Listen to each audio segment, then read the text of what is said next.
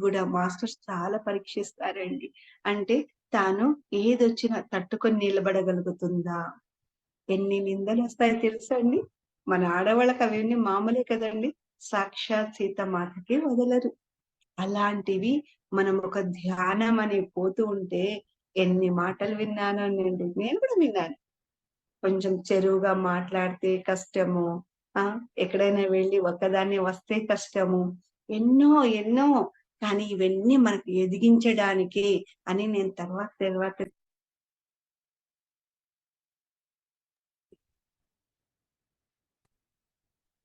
ముఖ్యమైన ఏం తెలుసుకున్నానంటే, ఒక ఆడదానికి ఆడదే శత్రువు అని తెలుసుకున్నానండి. అదేంటో నాకు తెలీదు. మనం ఎన్నో విధాలుగా మాట్లాడతాం. ఉమెన్స్ డే రోజు, మహిళా దినోత్సవం రోజు. ఇలా ఉండాలి, అలా ఉండాలి మనకు